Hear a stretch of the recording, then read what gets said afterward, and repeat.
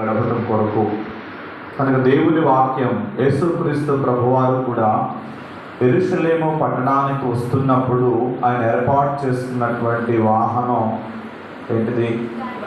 గాడిద. నీ ప్రభువు సాత్వికుడు, నీ రాజు ఎవరు?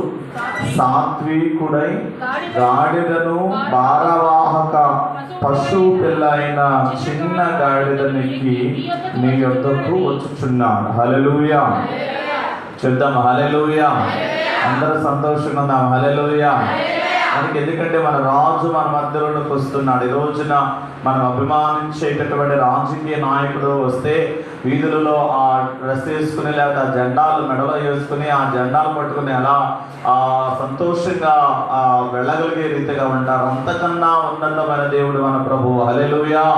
ఈ రాజకీయ నాయకులకు ఒక 5 సంవత్సరాలు మాత్రమే భారత రాజ్యాంగం పరిపాలన చేయడానికి అవకాశం ఇచ్చేది. కానీ మన రాజు ఆ నిత్య పరిపాలకుడు. హల్లెలూయా.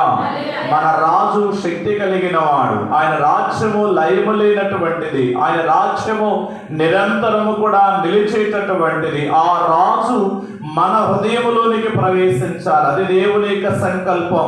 2000 సంవత్సరాల క్రితము యేసుక్రీస్తు ప్రభువారు యెరూషలేము పట్టణంలోనికి ప్రవేశించాడు చివరిసారిగా. ఎందుకంటే ప్రతి యూదుడు కూడా యెరూషలేము పట్టణానికి ప్రతి సంవత్సరం కూడా వెళ్ళాలి. పస్కా పండుగను ఆచరించాలి. కారణం ఏమిటంటే ఇశ్రాయేలు ప్రజలను 430 సంవత్సరాలు ఐగుప్తు దేశంలో ఉన్నప్పుడు ఐగుప్తు దేశాన్ని విడవటానికి, ఐగుప్తు దేశం యొక్క బానిస కోరల నుంచి బయటికి రావటానికి, ఐగుప్తు దేశం యొక్క బానిసత్వం నుంచి విడుదల పొందడానికి దేవుడు విమోచించినటువంటి సుదినం. ఆ దినమే పస్కా పండుగ. ఆ దినమే పస్కా పండుగ. పస్కా పండుగ ప్రతి యూదుడు చేయాలి. ప్రతి యూదుడు చేయాలి. యూదులకు అది జాతీయ పండుగ. ప్రతి యూదుడు కూడా పస్కా పండుగ ఆచరించాలి. వారికి కలిగిన స్థితిగతులను బట్టి వారందరూ కూడా యెరూషలేము పట్టణంలోనికి వెళ్ళాలి. అందరూ కూడా వెళ్ళాలి అనేటువంటి భావన, ఆలోచన ఆనాటి క్రమములో ఉంది. ఈ రోజు కూడా యూదులైనటువంటి వారు దాని యొక్క క్రమాన్ని పాటిస్తున్నటువంటి వారుగా ఉన్నారు. కనుక అంతటి భావజాలాలతో కూడుకున్నటువంటి పరిస్థితి అక్కడ నెలకొంది. యూదులందరూ కూడా అంతే సంతోషంతో ఉన్నారు. కొంతమంది యూదులు మాత్రం ఏమని అనుకుంటున్నారంటే, ఇప్పటి వరకు మన మధ్యలో బోధిస్తున్నాడు కదా, ఇప్పటి వరకు మన మధ్యలో గొప్ప కార్యాలు చేస్తున్నాడు కదా, 5 రొట్టెలు 2 చిన్న చేపలను 5,000 మందికి పంచాడు, చనిపోయినటువంటి లాజరును లేపాడు, ఇన్ని కార్యాలు చేశాడు. మన మతానికి, మన యొక్క ఆచారాలకు, మన యొక్క ధర్మానికి వ్యతిరేకంగా ఉంటున్నాడు. ఎలా ఆయన పండగకు వస్తాడో, పండగకు వచ్చినప్పుడు ఆయనను చంపాలి అని ఎదురు చూస్తున్నారు. భిన్నమైన భావజాలాలతో కూడిన పరిస్థితులు ఉన్నాయి ఇక్కడ. అలాంటి పరిస్థితుల్లో యేసుక్రీస్తు ప్రభువారు యెరూషలేము పట్టణంలోనికి ప్రవేశిస్తున్నారు. అలాంటి పరిస్థితుల్లో యేసుక్రీస్తు ప్రభువారు యెరూషలేము పట్టణంలోనికి ప్రవేశిస్తున్నాడు. ఎలా అంటే ఆయన సమాధాన రాజుగా ప్రవేశిస్తున్నాడు. హల్లెలూయా. ఆయన నీతి రాజుగా ప్రవేశిస్తున్నాడు. హల్లెలూయా. కనుక చరిత్రలోనికి ఒకసారి మనం వెళదాం. ఆయన యెరూషలేము పట్టణంలోనికి వచ్చినప్పుడు ఆ ప్రాముఖ్యమైనటువంటి ఘట్టాలు 3 జరిగాయి. ఒకటి ఏమిటంటే వారందరూ కూడా బట్టలు దారి పడవున పరిచారు. ఏం పరిచారు? బట్టలన్నీ పరిచారు. ఇది ఆనాటి కాలంలో జరగనటువంటి ఒక క్రియ, ఆనాటి కాలంలో చూడనటువంటి పరిస్థితి. కానీ బైబిల్ చెప్తుంది, యెహూ అనేటువంటి ఒక రాజు క్రీస్తు పూర్వం 842వ సంవత్సరంలో రాజు అయినప్పుడు ఇశ్రాయేలు ప్రజలందరూ కూడా వారి వస్త్రాలను దారు పొడవున పరిచి ఆయనకు ఘనంగా స్వాగతాన్ని తెలియచేశారు. 2వ రాజుల గ్రంథము 9వ అధ్యాయము 13వ వచనములు ఉన్నటువంటి మాటలను గనక ఈ మాటలు మనకు బలపరుస్తున్నాయి. ఈ వాక్యము మనకు ధృవీకరిస్తూ ఉంది. 2వ రాజుల గ్రంథము 9వ అధ్యాయము 13వ వచనములు ఉన్నటువంటి మాటను ఒకసారి చదవండి. చదవమా.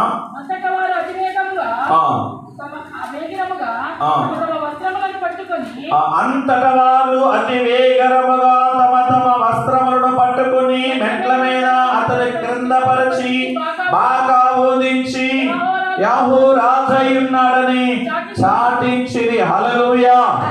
హల్లెలూయా, హల్లెలూయా. దేవుని యొక్క లేఖనం సెలవిస్తూ ఇదిగో మనకు రాజు అయి ఉన్నాడు, ఇదిగో మన రాజు మన మధ్యలోనికి ప్రవేశిస్తున్నాడు అనేటువంటి ఒక గొప్ప భావముతో, గొప్ప ఉద్దేశంతో వారందరూ ఏం చేశారంటే బట్టలను దారి పొడవునా పరిచారు. హల్లెలూయా. మరలా అలాంటి భావజం తర్వాత అనేక మంది రాజులయ్యారు, అనేక మంది పరిపాలకులకు వచ్చారు. కానీ వారికి ఈ రీతిగా వారు ఘనమైనటువంటి స్వాగతం తెలియచేసినటువంటి చరిత్రను ఎక్కడ కూడా మనం చూడం. తర్వాత ఇక్కడ మరి ఒక ఘట్టం జరిగినటువంటి విషయం ఏమిటంటే వీరందరూ కూడా ఖర్జూరపు బట్టలు పట్టుకొని ఖర్జూరపు బట్టల దారి పొడవున పరిచారు. ఎందుకంటే మలాకి గ్రంథం నుండి మత్తయి సువార్త వరకు అది 400 సంవత్సరాల కాలం డార్క్ పీరియడ్, చీకటి కాలం అన్నారు. ఈ కాలంలో చాలా పరిస్థితులు జరిగాయి, చాలా విభిన్నమైనటువంటి ఆ పరిస్థితులను యూదులు ఎదుర్కొన్నారు. ఆ సమయంలో మక్కాబీయులు అనేటువంటి వారు యోధా మత ధోరణ కొరకు లేకపోతే యోధా మతాన్ని ప్రత్యేకించడం కొరకు నిలబడినటువంటి వారు. గ్రీక్ పరిపాలకులైనటువంటి అంత్యోకస్ అయినటువంటి ఎపిఫనస్ అనేటువంటి ఆయన పాలస్తీనా దేశానికి గవర్నర్ గా ఉన్నటువంటి దినాలలో దేవుని మందిరంలో ఆ పరిశుద్ధంగా భావించేటటువంటి దేవుని మందిరంలో పందిని బలిగా అర్పించారు. యూదులకు పంది హేయమైన జంతువు బైబిల్ గ్రంథం ప్రకారం. ఇలాంటి సమయంలో వారందరిలో చాలా వారు ఒక ఉద్రిక్తమైనటువంటి పరిస్థితుల్లో ఉన్నారు. అప్పుడు మక్కాబీ అయినటువంటి ఆయన ఆ మందిరాన్ని శుభ్రపరచడం, మందిరాన్ని పరిశుద్ధపరచడానికి నిర్ణయం తీసుకుని పరిశుభ్రపరిచి వారి మీద విజయం సాధించి వచ్చిన సమయంలో వారందరూ కూడా ఖర్జూరపు మట్టలు పట్టుకుని ఆ మక్కాబీకు స్వాగతాన్ని తెలియచేశారు. చూడండి, ఒకటి మందిరాన్ని పునరుద్ధరణ చేసినటువంటి ఒక వ్యక్తి అయితే, ఒక వ్యక్తి ఏమో రాజుగా దేవుని యొక్క ఆ రాజ్యంలోనికి ప్రవేశించినటువంటి మరి యొక్క వ్యక్తి. ఈ రెండింటిని క్రోడీకరిస్తూ మూడవ సంఘటన కూడా అక్కడ జరిగింది.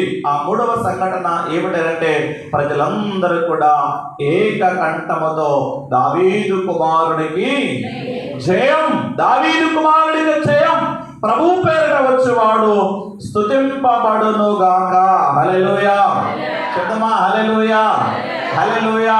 ఈరోజు నేను ఒకవేళ ఆనందాన్ని అనుభవించలేకపోవచ్చేమో కానీ, ఆ ఆనందంలో ఉన్నటువంటి ఆత్మీయతను మనం పొందుకోలేకపోవచ్చేమో కానీ, ఆ రోజున ప్రజలందరూ కూడా ఇంకా యేసయ్య మా పట్టణంలోనికి వస్తున్నాడని తెలిసినప్పుడు వారందరూ కూడా చాలా సంతోషంగా వారి బట్టలు ఎప్పుడు సిద్ధపరుచుకున్నారో, లేకపోతే వస్త్రాలు ఎప్పటి నుండి వేయాలని ఆలోచన చేస్తారో తెలియదు కానీ వారందరూ కూడా అనేక లక్షల మంది ప్రజలు ప్రభుకు స్వాగతాన్ని తెలియచేశారు. స్వాగతాన్ని తెలియచేయటానికి వారు సిద్ధపడ్డారు, పాటలు పాడారు. వారందరూ కూడా పాటలు పాడారు. ఒకనొక సమయంలో వారందరూ కొంతమంది చిన్నపిల్లలు కూడా కేకలు వేస్తున్నారని అంటే దేవుడు తెలియచేసిన ఒకవేళ మీరు వారి నాటకంగా భరిస్తే ఇక్కడున్న రాళ్ళు కేకలు వేస్తాయి. హల్లెలూయా.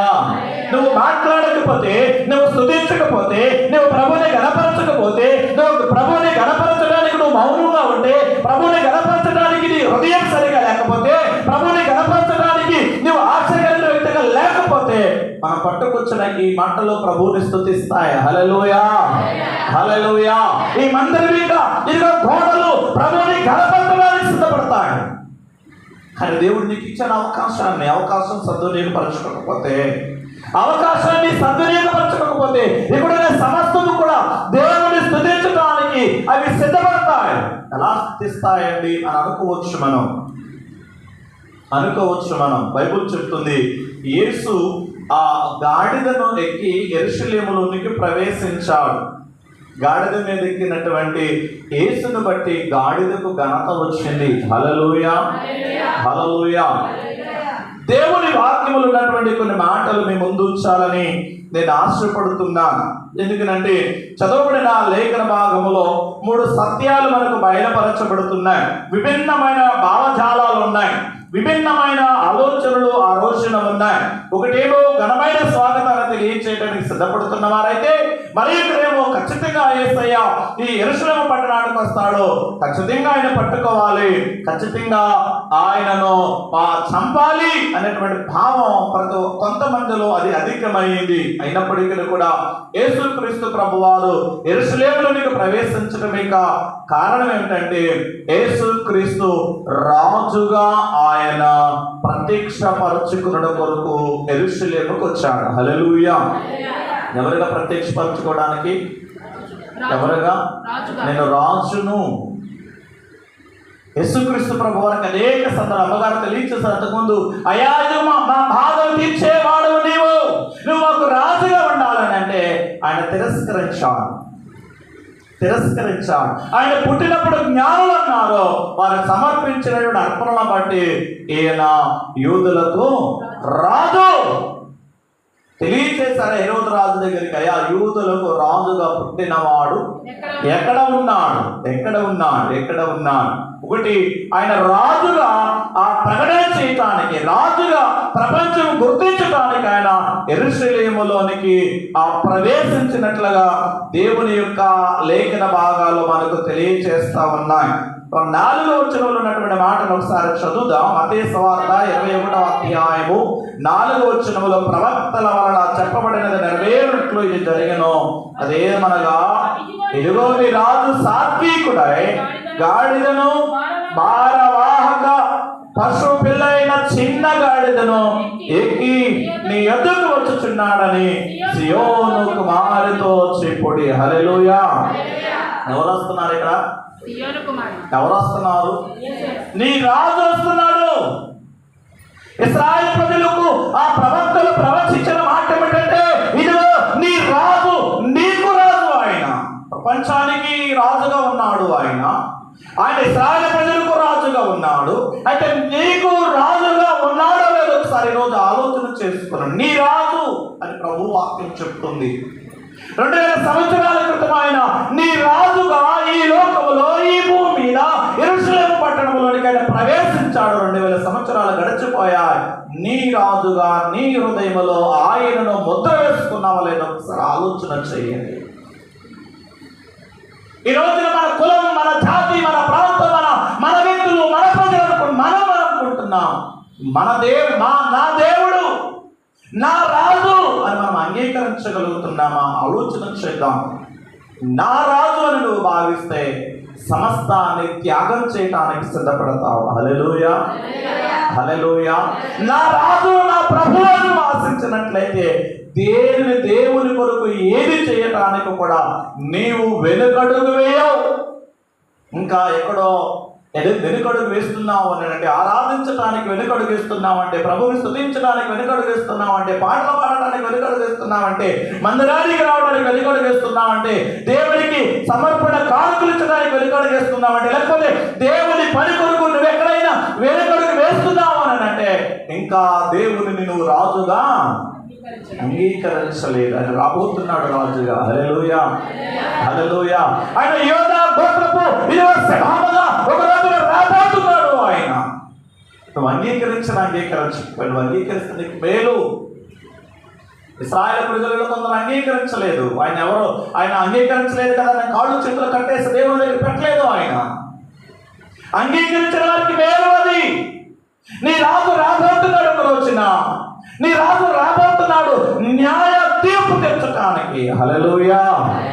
అందుకనే ఆయన రాజుగా ప్రపంచం గుర్తించటానికి యెరూషలేము పట్టణములోనికి గంభీర జయధ్వనుల మధ్య ఆయన ప్రవేశించాడు. మనం ఆలోచన చేస్తే ప్రజలందరూ కూడా ఒక మాట మాట్లాడారు. ఆ మాట ఏమిటంటే, దావీదు కుమారుడికి ఏమన్నారు? చాలా మంది జన్మించారు అంతకుముందు పరిపాలన చేశారు. కానీ ఇదిగో దావీదు కుమారుడు రాబోతున్నాడు. ఆయన మాకు విమోచన కలుగు చేస్తాడు. హల్లెలూయా. పాప విమోచన కలుగు చేస్తాడు. శాప విమోచన కలుగు చేస్తాడు. మా జీవితాలలో ఉన్నటువంటి ఈ అసమాధానమైనటువంటి పరిస్థితులను మారుస్తాడు. ఈ జయధ్వనులకు ముందు ఆయన ఒకసారి ఒక అంధత్వం కలిగిన వ్యక్తి కూడా మాట్లాడాడు. దావీదు కుమారుడు నన్ను కరుణించు, నన్ను దాటి వెళ్ళొద్దయ్యా, నా జీవితం మారాలని నా ఆశిస్తున్నాను, నా బ్రతుకు మారాలని నేను ఆశిస్తున్నాను అని ప్రభు ఎదుట కేకలు వేశాడు. కేకలు వేసిన వాని స్వరం దేవుని దగ్గరికి వెళ్ళింది. వెంటనే వాని జీవిత స్థితిగతులు మారిపోయాయి. హల్లెలూయా, హల్లెలూయా. ఆ జీవిత స్థితిగతులు మారిపోయాయి. ఎవరైతే నమ్ముతారో, ఎవరైతే విశ్వసిస్తారో, ఎవరైతే నా రాజు నా ప్రభు అని భావిస్తారో వారి జీవితాలలో పెను మార్పులు జరగడానికి అవకాశం ఉంటుంది. నమ్మకపోతే ఎవరు ఏం చేయలేం. నమ్మిన వారి జీవితాల్లో మేలు జరుగుతుంది. నమ్మిన వారి బ్రతుకులలో ఆశీర్వాదాలు ఉన్నాయి.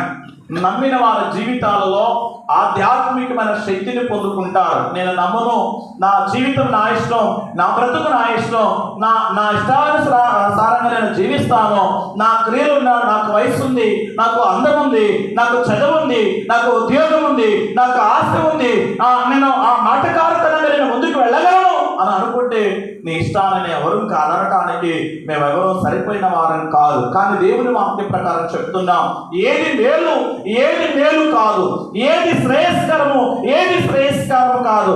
జీవ మరణాలని ముందు ఉంచబడుతున్నాయి. దేనిని వెనుకుంటావో ఇదిగో జీవ మరణాలని ముందు ఏర్పాటు చేయబడ్డాయి. నువ్వు ఏది ఎన్నుకుంటే దానిలోనికి నువ్వు ప్రవేశించడానికి అవకాశం ఉంటుంది. హల్లెలూయా, హల్లెలూయా.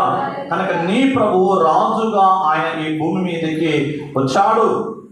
చనిపోతున్నప్పుడు కూడా ఆయన చెప్పాడు, నేను రాజునే, ఐ యామ్ ద కింగ్. ఆయన రాజ్యం లైవ్ కాని రాజ్యం, నిరంతరము నిలిచి ఉండే రాజ్యం. ఆయన రాజ్యంలో నువ్వు ప్రవేశించడానికి దేవుడు ద్వారాలు తెరిచాడు. నువ్వు వెళ్ళలేకపోతున్నావు. దేవుడు ద్వారాలు తెరిచాడు.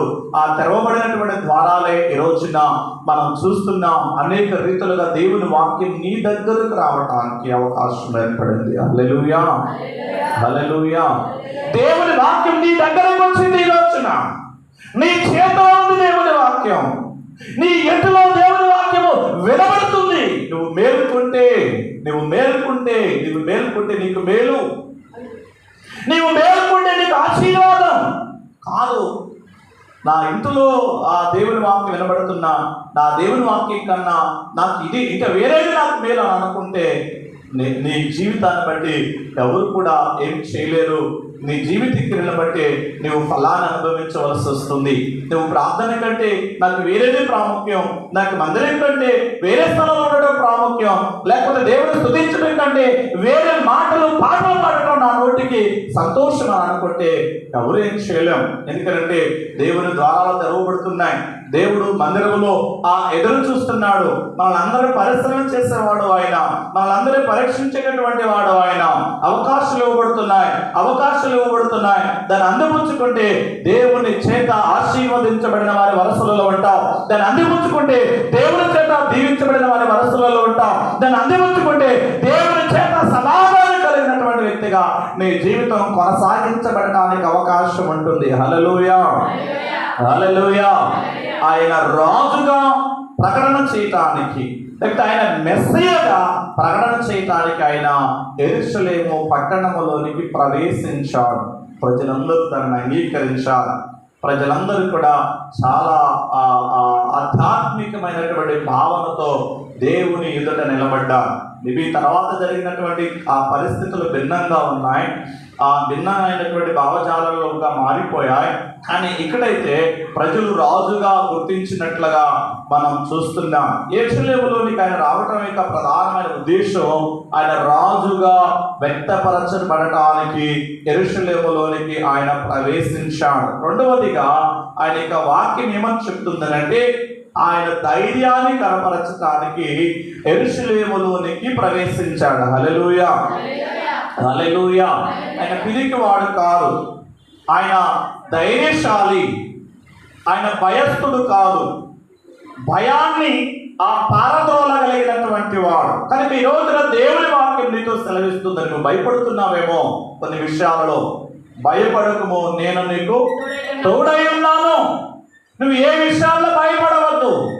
నీ ప్రభువు ధైర్యవంతుడు, నీ ప్రభు ఆ ధైర్యశాలి అని ప్రభు యొక్క వాక్యములు ఉన్నటువంటి లేఖనము స్పష్టం చేస్తుంది. యోహాను సువార్త 11వ అధ్యాయము 56వ వచనములు ఉన్నటువంటి మాటలను ఒకసారి జ్ఞాపకం చేసుకుందాం. యోహాను సువార్త 11వ అధ్యాయము 56వ వచనములో ఉన్నటువంటి మాటలను ఒకసారి జ్ఞాపకం చేసుకుందాం. వారు యేసును వెదకుచు దేవాలయములో నిలబడి మీకేమి తోచుచున్నది, ఆయన పండుగకు రాడాలేమి అని ఒకరితో ఒకడు చెప్పుకున్నది. ప్రధాన యాజకులు పరిసయ్యులు ఆయన ఎక్కడ ఉన్నది ఎవరికైనా తెలిసి ఉన్నదా తాము ఆయనకు పట్టుకున్న కలుగుటకు తమకు తెలియచేయవలని ఆజ్ఞాపించి ఉండేది. యేసయ్యను పట్టుకోవాలని ప్రతి వ్యూహాలు జరుగుతున్నాయి. యేసయ్యను పట్టుకోవాలని అక్కడ ఉన్నటువంటి ఆ ప్రధాన యాజకులు పరిశీలైనటువంటి వారు వ్యూహాలను పన్నుతున్నారు. అవన్నీ కూడా దేవునికి తెలుసు. అవి దేవుని యొక్క సమయం ఆసన్నమైంది. దేవుడు మహిమపరచబడవలసిన సమయం ఆసన్నమైంది. దేవుడు ఘనపరచబడవలసిన సమయం ఆసన్నమైంది.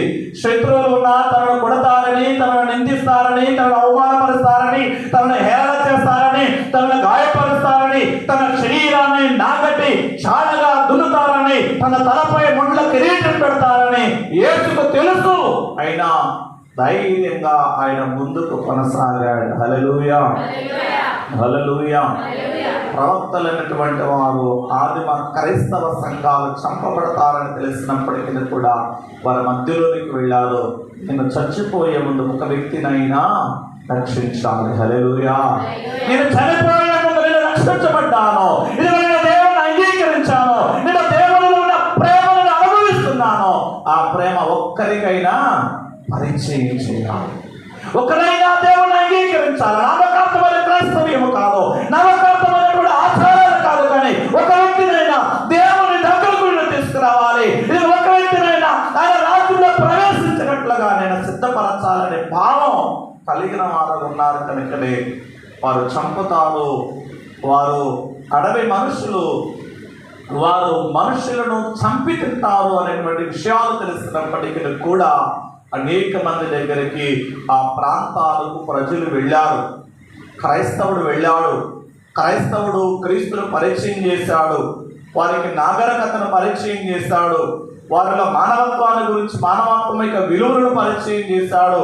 నాగరికతలో ఎలా ముందుకు వెళ్ళాలో తెలియచేశాడు క్రైస్తవుడు. ఈ రోజుకు కూడా క్రైస్తవుడు చంపబడుతున్నాడు, క్రైస్తవుడు హింసించబడుతున్నాడు, క్రైస్తవుడు అణగదొక్కడానికి అనేకమైనటువంటి వ్యూహాలు, ప్రతి వ్యూహాలు జరుగుతున్నాయి. కానీ ఎక్కడైతే అలాంటి పరిస్థితులు ఉన్నాయో అక్కడ దేవుని నామం ఒక ఊపిన వలె అది ఎగురుతుంది. ఆ ఊపిన వలె ముందుకు వెళుతుంది అనేటువంటి విశ్వాసం క్రైస్తవుడుగా నీకు నాకు ఉంది. హల్లెలూయా, హల్లెలూయా. ఎంతకన్నా అధికమైనటువంటి శ్రమలు మనము ఆ ఆదిమ క్రైస్తవ సంఘంలో చూచాం. క్రీస్తును అంగీకరిస్తే చంపండి వారిని, క్రీస్తును అంగీకరిస్తే వారికి మరణమే ముగింపు.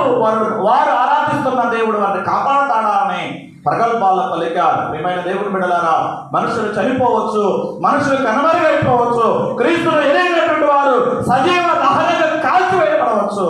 కానీ క్రీస్తు యొక్క ప్రేమ జ్వాలలు ప్రపంచాన్ని అలుముకుంటున్నాయి.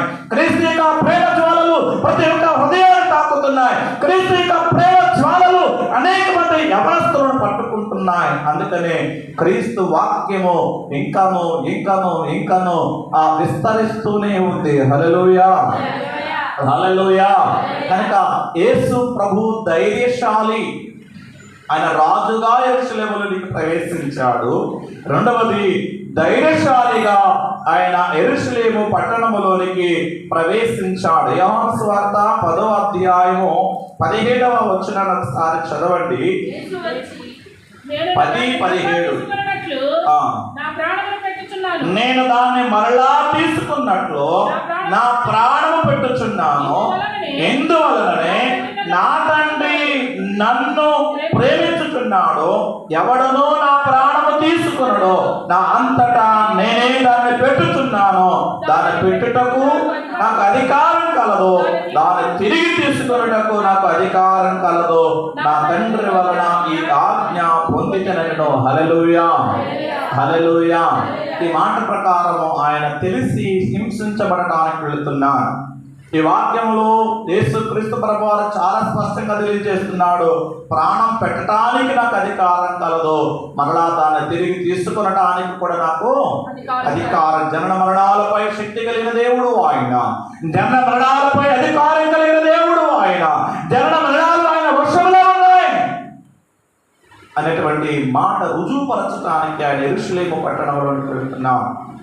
మరణమాది ముల్లెక్కడ, మరణం ప్రపంచం ఏలుతుంది, మరణం మనుషులు గమనిస్తుంది. ఆ మరణ భయం నుంచి ప్రజలు బయటకు తీసుకురావాలనేటువంటిది దేవుని సంకల్పం. అందుకనే ఆయన మరణించి మరణాన్ని జయించాడు. హల్లెలూయా, హల్లెలూయా. వెళ్ళండి గలిలయకు, ఆయన అక్కడ ఖాళీ సమాధి కనబడుతుంది అని సువార్తమానం తెలియచేయబడింది. ఈ రోజుకు కూడా ప్రపంచంలో ఎవరి సమాధి అయినా ఖాళీగా ఉంది అనేది మనం ఆలోచన చేస్తే అది యేసుక్రీస్తు యొక్క సమాధి మాత్రమే. హల్లెలూయా. ఆయన లేచాడు, ఆయన సజీవుడిగా లేచాడు. లేపబడటం కొరకు ఆయన ధైర్యశాలిగా యెరూషలేము పట్టణంలోనికి ప్రవేశించాడు ఆయన అనేటువంటి సత్యాన్ని మనం జ్ఞాపకం చేసుకోవలసిన వారమై ఉన్నాం. లూకాసు వార్త 19వ అధ్యాయము 39వ వచనములో ఉన్నటువంటి మాటను మనం చదువుదాం. లూకాసు వార్త 19వ అధ్యాయము 39వ వచనములో ఉన్నటువంటి మాటలు ఒకసారి మనం చదువుదాం. ఆ సమూహంలో కొందరు పరిసయ్యులు, బోధకుడా నీ శిష్యులను గద్దింపమని ఆయనతో చెప్పగా ఆయనను వాళ్ళని చూచి మీరు ఓరకుండినడలా ఈ రాళ్ళు కేకలు వేయాలని మీతో చెప్పుచున్నాను. హల్లెలూయా. ఏం కేకలు వేస్తాయి? కనుక రాళ్ళు కేకలు వేయమని నువ్వు ప్రభువుని స్తుతించాలి, ధైర్యశాలి అయిన ప్రభువుని గణపరచాలి, ధైర్యశాలి అయినటువంటి ప్రభువుని కొనియాడాలి. ఎందుకంటే కొన్ని సందర్భాలు రాళ్ళు ప్రభువుని స్తుతిస్తాయి అనేటువంటి మాటకు ఈ రోజున థామస్ మౌంట్ అనే ప్రాంతానికి మీరు వెళితే అక్కడున్న ప్రతి పరిస్థితి కూడా ప్రభు నామాన్ని మహిమపరచబడే రీతిగా ఉంటుంది. ఆయన చంపబడిన స్థలం, ఆయన ఏ రీతిగా చంపబడ్డాడో మీరు ఎవరైనా చలవ చూస్తుంటారు అనుకుంటున్నాను. ఆయన చంపబడిన ప్రదేశం, ప్రాంతం ఇవన్నీ కూడా ప్రభువుని మహిమపరుస్తూ ఉన్నాయి. కనుక దేవుడు తెలియచేస్తున్నాడు, రాజుగా ఆయన యెరూషలేములోనికి ప్రవేశించాడు, ధైర్యశాలిగా ఆయన యెరూషలేములోనికి ప్రవేశించాడు. మూడవదిగా ఆయన యెరూషలేము యొక్క ప్రవేశం యొక్క ప్రధాన ఉద్దేశం ఏమిటంటే సమాధానం కోరే ప్రభువుగా ఆయన ప్రవేశించాడు. హల్లెలూయా, హల్లెలూయా. ఒక ప్రక్కేమో యేసును చంపాలని, ఒక ప్రక్కేమో యేసుక్రీస్తు రాజుగా ఉండాలని, ఒక ప్రక్కేమో రోమా సైనికులకు అధికారం, మరొక ప్రక్క యెరూషలేము పట్టణంలో ఉన్నటువంటి యూదులు విమోచన కొరకు ప్రయత్నం. ఇలా భిన్నమైన పరిస్థితులు, వీరి మధ్య సమాధానం కావాలి, అందరూ ఐక్యపరచబడాలి. విప్లవకారులు లేస్తున్నారు. అప్పుడున్న ప్రభుత్వానికి, ఆనాటి ప్రభుత్వానికి, ఆనాటి అధికారానికి వ్యతిరేకంగా మాకు స్వతంత్రం కావాలి, మమ్మల్ని మేమే పరిపాలన చేసుకుంటామనే భావజాలాలతో ఉన్నారు. అలాంటి సమయంలో ప్రభువు వారికి ఒక సూచన ఇస్తున్నాడు. అదేమిటంటే అసమాధానంతో రాజ్యాలను నిర్మాణం చేయలేం, సమాధానంతోనే రాజ్య నిర్మాణం జరుగుతుంది. హల్లెలూయా, హల్లెలూయా. కట్టు పట్టుకుంటే రాజ్య స్థాపన చేయలేం, ప్రేమతోనే రాజ్య స్థాపన చేయగలం. ఒక వ్యక్తిని చంపటంతో రాజ్య స్థాపన చేయబడదు. ఒకవేళ ఆ రాజ్య స్థాపన కొరకు నేను చనిపోవటం వ్యక్తమైతే చనిపోవటానికి నేను ముందుకు వస్తున్నాను, మీకు సమాధానాన్ని ప్రకటన చేయడానికి నేను వస్తున్నానని ప్రభువు ధైర్యశాలిగా సమాధానానికి ముంగుర్తుగా ఆయన ఒక వాహనాన్ని వేసుకుని ఒకడే ఆ గుర్రం మీద వచ్చి ఉన్నట్లయితే అది యుద్ధానికి సంకేతముగా ఉండేదేమో. కానీ ఆయన గాడిద మీద ఎక్కి వస్తున్నాడు. గాడిద సమాధానానికి రుజువుగా ఉంది, గాడిద సమాధానానికి రుజువుగా ఉంది. కనుక లూకాసు వార్త 19వ అధ్యాయము 41వ వచనం నుండి కొన్ని మాటలను మనం చదువుదా. ఆయన పట్టణమునకు సమీపించినప్పుడు దానిని చూచి దాని విషయమై ఏడ్చి నేమును ఈ దినమందైనను సమాధాన సంబంధమైన సంగతులు తెలుసుకునేలా నీకెంతో మేలు, కానీ ఇప్పుడు నీ కనులకు మరుగు చేయబడి ఉన్నది. నిన్ను దర్శించిన కాలము నువ్వు ఎరుగకుంటివి కనుక నీ శత్రువులు నీ చుట్టూ గట్టి కట్టి ముట్టడ వేసి అన్ని ప్రక్కలను నిన్ను అరికట్టి నీలోనున్న నీ పిల్లలను కూడా నిన్ను నేల కలిపి నీలో రాతి మీద రాయి నిలిచి ఉండని దినములు వచ్చుచున్నామని చెప్పాడు. ప్రభు చెప్తున్నాడు, ఈ దినమందైనా ఈ రోజైనా సమాధాన సంబంధమైన సంగతులు తెలుసుకునే నెడల నీకెంతో మేలు, నీకు ఎంతో మేలు. పర్సనల్ లైఫ్, క్రిస్టియానిటీ అనేది పర్సనల్ జీవితానికి సంబంధించినటువంటిది. నా భక్తిని బట్టి నా భార్య దేవునికి సమీపం కాలేదు, నా భక్తిని బట్టి నా పిల్లలు దేవుని దగ్గరికి సమీపం కాలేదు. నేను యథార్థంగా ఉంటే నేను దేవుని ఎదుట నిలబడగలుగుతాను, నా భార్య యథార్థంగా ఉంటే దేవుని ఎదుట నిలబడగలుగుతుంది, నా పిల్లలు యథార్థంగా ఉంటే దేవుని ఎదుట నిలబడగలుగుతారు. కనుక ఎవరి భక్తి వారిది. నీకు ఒకవేళ దేవుడు కుటుంబాన్ని చూస్తున్నాడు, కుటుంబాన్ని రక్షించకమని తెలియజేస్తున్నాడు.